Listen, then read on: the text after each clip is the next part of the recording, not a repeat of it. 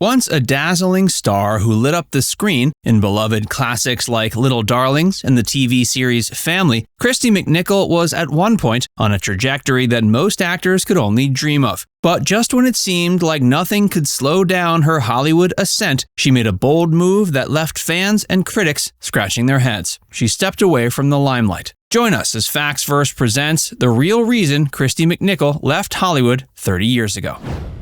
Kristy's inspirational success story.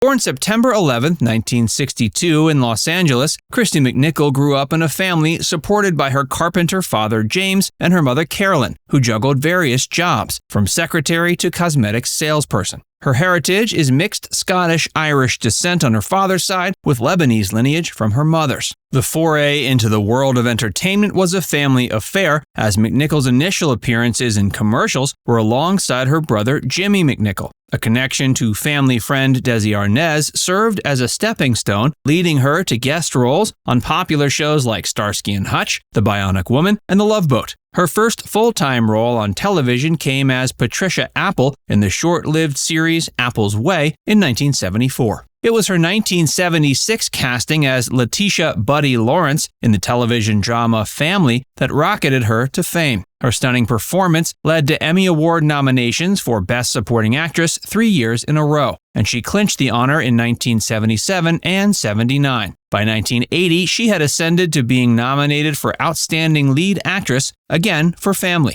Diversifying her portfolio, McNichol made a delightful appearance in the 1977 TV special The Carpenters at Christmas, performing several musical numbers. In the same vein, she and Jimmy recorded an album in 1978, recording singles like He's So Fine, which broke into the Billboard chart. New York's iconic Studio 54 served as the backdrop for the album's launch, where McNichol rubbed shoulders with celebrities like Dick Clark and Brooke Shields. Beyond television, she conquered the silver screen. She debuted in film with Black Sunday in 1977, albeit her scenes were cut. She found better luck in the 1978 black comedy The End, starring alongside Burt Reynolds and Sally Field. Her standout role came in 1980 with the coming-of-age movie Little Darlings, where her performance was lauded even by critics who panned the film. A six-figure salary followed for her in The Night the Lights Went Out in Georgia, a sum unheard of for a teenager at the time. But it wasn't all smooth sailing.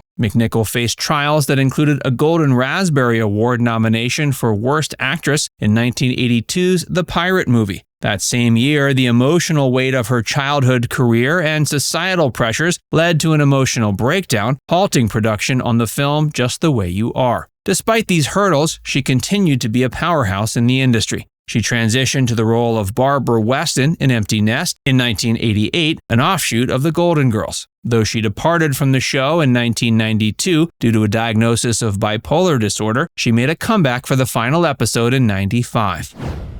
Kristy's decision to leave Hollywood.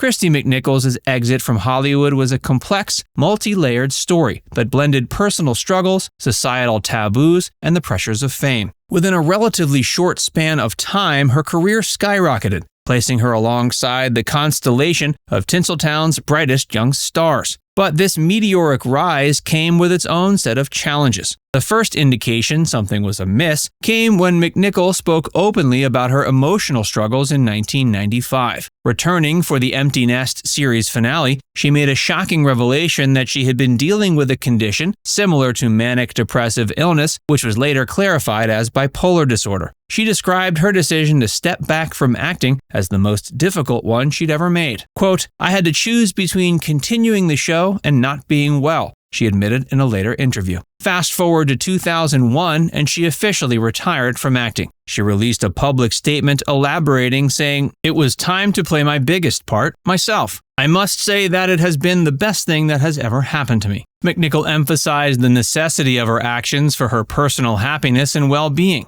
For her, the days of embodying characters on screen had reached an end, as she shifted her focus towards her own life journey. Yet emotional health wasn't the only factor that influenced her decision to leave Hollywood. Throughout her career, McNichol faced persistent rumors about her sexuality. The tabloid whispers grew louder as years went by, posing yet another challenge for the young star. It wasn't until 2012 that McNichol finally came out as a lesbian. shedding light on her 20-year relationship with partner Marty Allen. The move was a courageous one, aimed at inspiring others who felt ostracized or bullied for their sexual orientation. Her publicist, Jeff Ballard, stated, "She hopes that coming out can help kids who need support." McNichol had previously been in a relationship with actress Elizabeth Brooks, who tragically passed away from brain cancer in 1997. The emotional toll of losing a partner only accentuated McNichol's need to step away from the public eye and focus on her personal well-being. Yet her exit from acting didn't signify an end to her passion for creativity and public influence. The years following her Hollywood departure saw McNichol finding new avenues for expression and impact. One of these was music, a pursuit she wholeheartedly embraced. In 2011, she enrolled in the Los Angeles Valley College music program and actively participated in their choir. Music became more than just a pastime, it was a new calling. She even joined the LAVC Foundation to assist in fundraising for the music program.